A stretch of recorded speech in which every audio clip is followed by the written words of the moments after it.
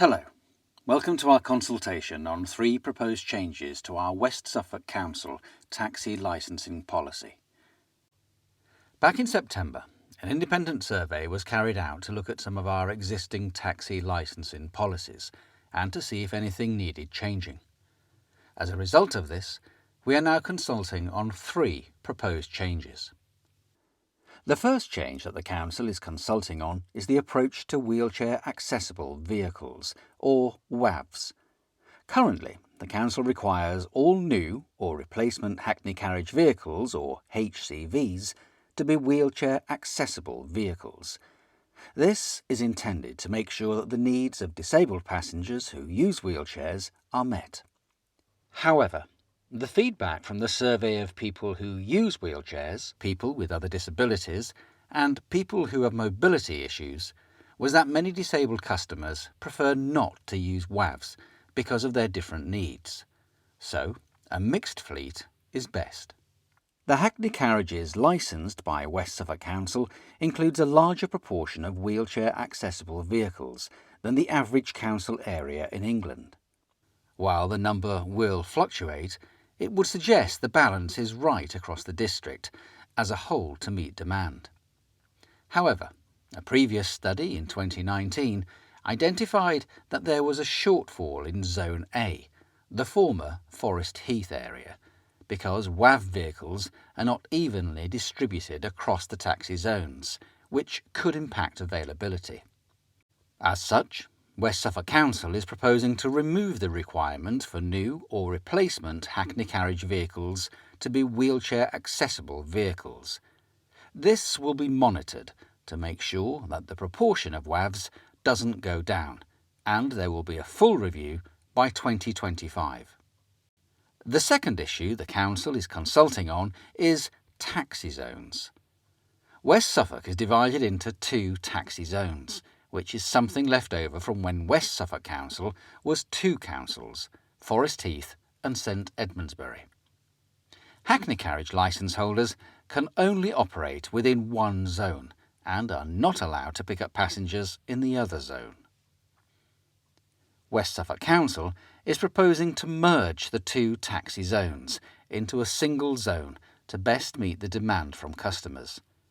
This will open opportunities for drivers and, importantly, make sure that WAVs, which are not evenly distributed between the zones, can travel across the district, balancing out the district's existing provision to meet the needs of wheelchair users.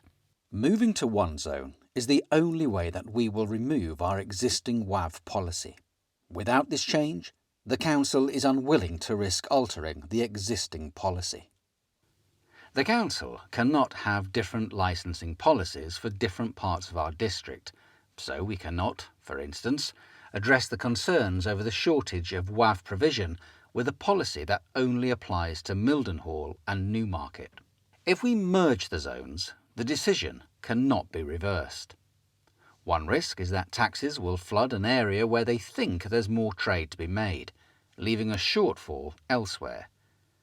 We think that given the regular demand on taxis and the geographical spread of West Suffolk, the risk of drivers leaving their usual custom base to travel to another town in the hope of picking up more trade is low.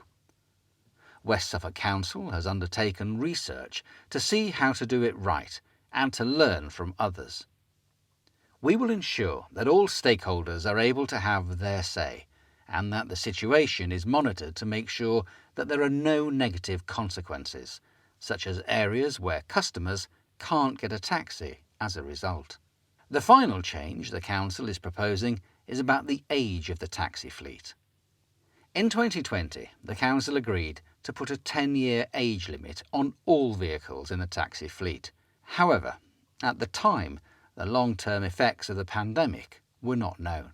The age of the fleet in West Suffolk suggests that a very large proportion of drivers would need to replace their vehicles, including a third of WAVs, to meet the 10-year age limit. This may result in a reduction in the size of the fleet and could mean customers couldn't always get a taxi when they needed one. The Council proposes to increase the vehicle age limit to 15 years.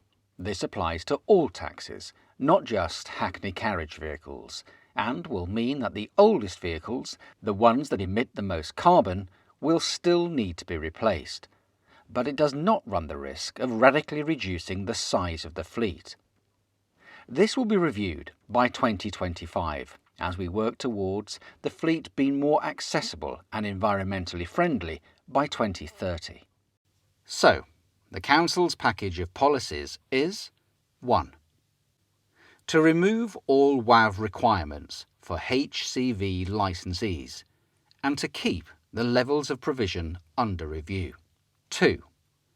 To merge the two taxi zones into one. 3. To increase the maximum age of vehicle limit to 15 years. These proposals shouldn't be considered in isolation to each other. The changes to the WAV policy, for instance, will not happen without the changes to the taxi zones. As such, these proposals should be considered as one complete package of changes to benefit both the taxi trade and its customers alike. All these changes will be monitored on an ongoing basis. There will be more opportunities for everyone to have their say, and there will be a full review by 2025. Based on this information, please let us know what you think by answering the survey questions below. Thank you.